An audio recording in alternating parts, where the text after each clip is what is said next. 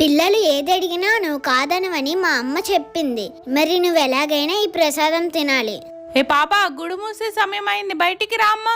దుర్గమ్మ, నా ప్రసాదం తిన్నంత వరకు నేను రాను. అమ్మవారు తినడమేంటి?